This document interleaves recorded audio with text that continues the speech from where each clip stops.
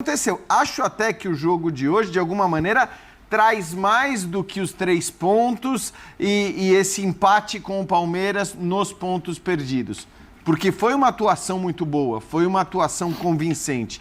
E foi uma atuação, como disse o Birner, daquele time que tem, indiscutivelmente, o melhor elenco do Brasil. A gente fala isso há tanto tempo. Do continente. Que essa qualidade do elenco a gente não viu durante todo o ano de 2023. Só que a gente entra numa reta final de Campeonato Brasileiro absolutamente espetacular.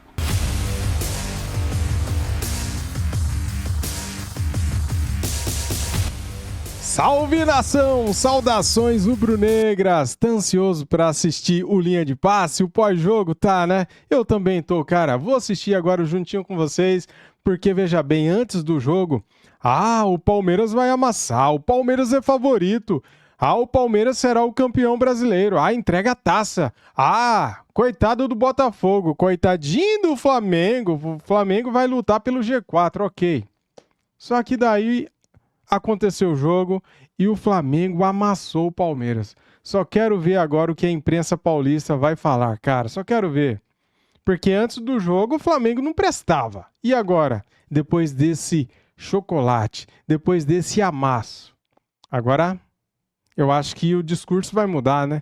Pois é isso aí. Já chega deixando o like, se inscreva aqui no nosso canal e ative o sininho. As imagens são da ESPN Brasil, Grupo Disney, link na descrição como créditos. Dito isso, vamos aqui pro vídeo, simbora. Deixa eu só voltar aqui. Mas que individualmente, é sempre bom lembrar isso, não tem a mesma qualidade do Flamengo. Nem perto da qualidade do Flamengo. E o Flamengo hoje fez coletivamente um bom jogo. Jogo bem encaixado, com os atacantes pelo lado fazendo recomposição, o Arrascaeta voltando ali para ajudar um pouquinho o meio de campo, o Gerson mais bem posicionado, um time que vai ficando cada vez mais com a cara do Tite. Não terminará o ano no nível que o Tite espera, né? O que ele imagina que o time pode atingir ou poderá atingir no outro ano, mas pode terminar uma equipe mais competitiva. Aí se aproveita todos os espaços, o Palmeiras deixou, venceu o jogo, né? Facilita um pouco a difícil missão do Botafogo ser campeão. O Botafogo continua sendo o único time que depende de si, vale lembrar disso, para ser campeão.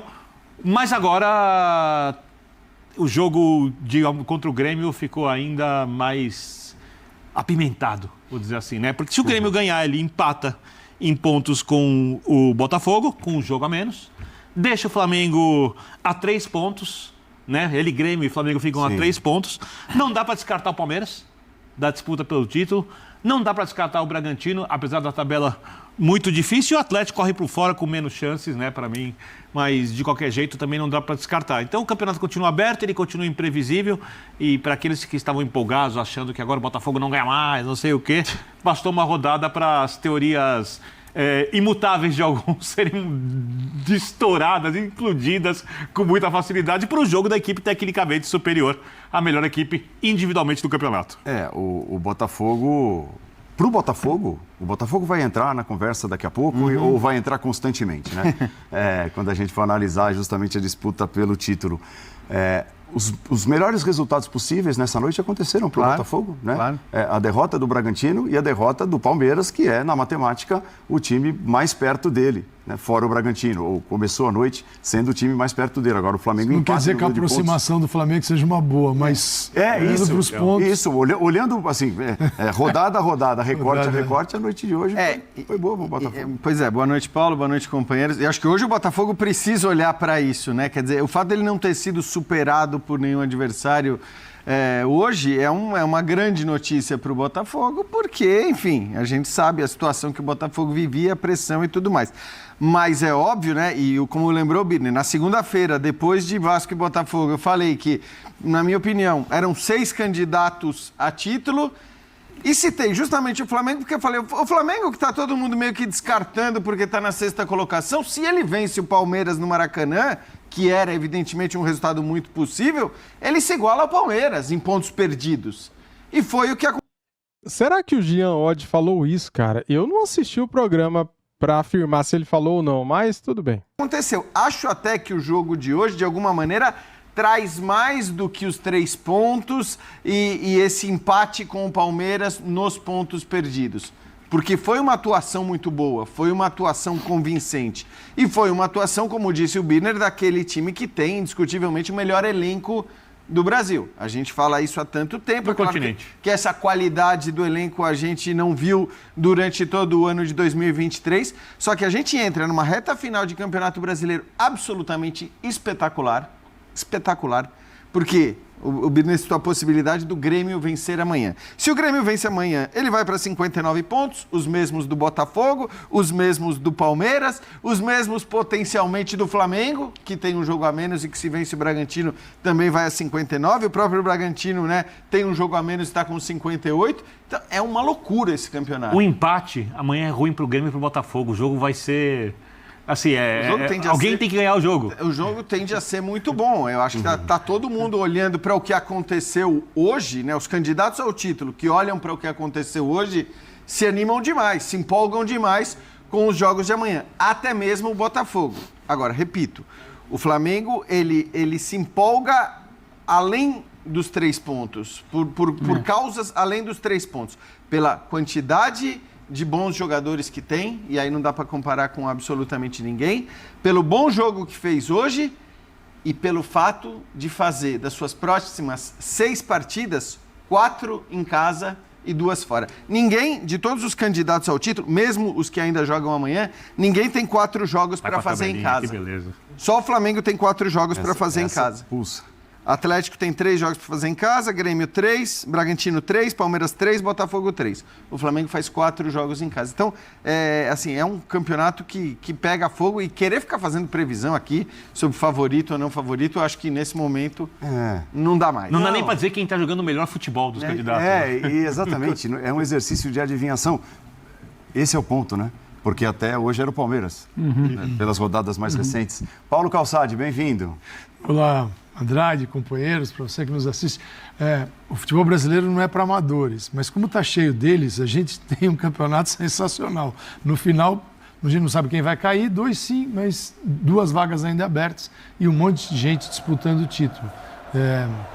Faltando 5, 6 ou 7 rodadas, depende do time. Mas o mais legal aí é que no finalzinho do campeonato a gente viu um Flamengo que tem um piloto. O avião do Flamengo, o ano todo, ele viajou sem piloto. Perfeito. Né? Assim, os passageiros estavam no comando. Os passageiros são os jogadores. Aí apareceu um piloto ali e a gente poderia estar dizendo aqui agora, uma vitória do Palmeiras seria anormal? Não. Também é o trabalho de 1.100 dias de Abel Ferreira no Palmeiras contra 30 dias de Tite no Flamengo. E a história é totalmente inversa. Tem 30 dias do Tite vencendo 1.100 do Abel. Isso eu estou falando do tempo de amadurecimento do trabalho. É que o óbvio, né? O elenco é tão bom e tão forte que sempre uma gotinha de organização e um piloto que aparece ali para pilotar o avião, as coisas mudam radicalmente. E mudaram como? O Arrascaeta, será que o Arrascaeta vai jogar a partir de agora marcando como marcou hoje? Porque assim, o Arrascaeta ele era abandonado no centro do campo. No momento que o time se retraía, ele ficava ao lado do centroavante da vez. Ou era o Gabigol ou era o Pedro, e não voltava. Ele fazia aquela sombra na saída de bola. O que fez o Tite? Linha de 4, tradicional que ele gosta, ele curte. 5 jogadores no meio de campo. Você tem Luiz Araújo, você tem Cebolinha, e esses caras querem lugar no time, né? Sim. Então você pediu para correr, eles correm. Aí, no centro do campo, um tripé. Com o Gerson e Arrascaeta. Gerson pega o lado esquerdo, Arrascaeta marca a saída de bola do Palmeiras no lado esquerdo do Palmeiras, direito do Flamengo. Com o Luiz Araújo. Então a bola não saía com Piquerez, não dava para armar o time. O time estava congestionado, tinha muita gente, tinha que achar o Veiga. Cadê o Veiga? Tem o Pulgar em cima, tá o Pulgar ali. Pulgar era o homem do Veiga. Então, assim, aliás, o Pedro falando que partida do Pulgar. Foi tão bem. E no momento da saída, o Gerson vem receber, o Pulgar está adiantado. O Pulgar dá um passe maravilhoso para o gol do Pedro. Então, foi um Flamengo tão bem ajustado e tão bem trabalhado. Estou falando do trabalho do treinador. E tão bem representado pelos jogadores em campo, que deu gosto de ver. Foi um partidaço. Você, rubro-negro, tem que se perguntar, esse Flamengo já mostrou que é capaz. Tem que ter a mesma vontade Sempre. Mesmo trocando de jogadores, tem que ter. A organização do Flamengo foi perfeita. E daqui a pouquinho a gente vai mostrar 3 gols para mostrar um pouco desse Flamengo que entendeu o Palmeiras e o que o Palmeiras não conseguiu arrumar em relação ao jogo contra o Botafogo. E quando você fala de dedo do treinador, a movimentação do primeiro gol, que é o passe do Pulgar pro Pedro, ela para mim tem dedo do treinador porque tem uma dinâmica ali. O Pulgar ele quase que inverte com o Gerson. O Gerson vem, que não é dele, e o Pulgar avança como ele faz muitas vezes. E não é uma dinâmica natural desse Flamengo ao longo do ano, essa movimentação do Pulgar com o Getão me parece, até bom ouvir o Tite depois, mas me parece que é algo pedido. Porque o Flamengo começa a dificultar para o Palmeiras, o início do jogo para mim é parelho, o Flamengo começa a dificultar quando os caras começam a sair de posição e quando eles começam a desencaixar. Porque o Palmeiras tinha um bom encaixe ali no início, as 2 linhas de 4, né, o Gomes pela direita, o Mike numa segunda linha, e quando começa a desencaixar, movimentar os caras da frente, esse desencaixe do Pulgar, aí o Pulgar sacou a bola no pé. E a gente comentava na redação, eu estava falando com o Vitor, o Pulgar é o cara que em qualquer momento do ano, ou o técnico é ruim, ou o time não está bem, ou está pressionado, ou não ganha decisão, ele está jogando bem. Ele está jogando bem. E agora é o que o Calça falou, né? Botou um piloto ali, tem qualidade, aí você vai potencializar. E quando ele inverte, se eu não me engano, é o Zé Rafael. É o Zé Rafael que fica nessa. O Veiga veio para acompanhar, que estaria um pouco mais na frente, o Zé Rafael não acompanha. Esse desencaixe ali, para mim, dos 15, 20 minutos, se eu não me engano, do primeiro tempo, começou a dificultar o Palmeiras. E aí depois do gol, o Palmeiras se desequilibrou. Aí eu vi um Flamengo bem superior. E aí para mim tem um dedinho ali, porque não é um movimento natural desse Flamengo, algo que vem sendo repetido ao longo do ano. Me parece que foi um ajuste ali do Tite, até no primeiro tempo, talvez, eu não sei se ele tinha conversado. Mas tem uma inversão ali, para mim, o desencaixe no primeiro tempo dificulta bastante a vida do Palmeiras. É uma coisa que parece, a gente precisa esperar um pouco mais para saber que está mudando, é o ambiente interno do Flamengo. Que foi o grande desafio da equipe na temporada, porque para os jogadores executarem a ideia do técnico, eles precisam entender. Para eles entenderem, eles precisam entrar em campo pensando no que os técnicos pedem. E respeitando o que os técnicos pedem. Entendendo que existe alguém ali que estudou. Respeitando. Vou fazer. Que, inclusive, não é só o técnico. É a equipe de análise de desempenho, que estuda os adversários. Tem um monte de gente trabalhando com o técnico na preparação da ideia que vai ser implementada. E quando você tem um time da qualidade do Flamengo, você não pode ter um volante que fica muito, o outro constrói, o atacante que só joga de um lado e não sei o quê. Sabe, você precisa ter um time em que os jogadores joguem. Porque o Flamengo, ele é tecnicamente com a bola. E quando a gente faz os elogios ao elenco, é com a bola. Sem a bola, é equipes que você pode comparar com o Flamengo. Equipes que têm a capacidade de marcação do Flamengo individualmente. O Flamengo, inclusive, abre mão um pouco disso para ter jogadores mais técnicos. Só de citar, por exemplo, a Arrascaeta. Será que a Arrascaeta vai passar a marcar dessa forma em toda a temporada? E no ano que vem, caso continue, porque eu fico me perguntando se o Flamengo vai começar a temporada com um elenco muito parecido. Se vai sair um jogador, se vão sair 2 jogadores. Porque, no final das contas, isso tem sido o problema do Flamengo. Não tem sido a capacidade individual, não tem sido o potencial, tem sido a manutenção do grupo dos jogadores enormes que o clube tem. Hoje foi um jogo que os jogadores grandes que começaram jogando mostraram que querem ficar. Porque eu tenho avaliado, e respeitosamente, é uma metáfora, tá? Esse período do Tite de adaptação, de tentativa de classificação a Libertadores e, quem sabe, de entrada na disputa pelo título brasileiro, como uma grande peneira. Os jogadores nem agora mostrarem que eles estão a fim de ouvir o que o técnico quer dizer, se tentarem entender o treinador, se mostrarem no dia a dia, não é só no jogo, comprometimento, para que a equipe consiga jogar melhor as partidas, não servem para o ano que vem. Então, por exemplo, Pedro estava desmotivado, é outro jogador, desde a chegada do Tite. Arrascaeta, jogar muito com a bola. Sem a bola, hoje, sabe, passar muito tempo machucado, e aí não sei como é que era a questão do empenho na recuperação do dia a dia. Né? Porque você não pode ter um jogador que só vai jogar com a bola. Esse cara que joga com a bola é o Messi no ápice da forma. É o Cristiano.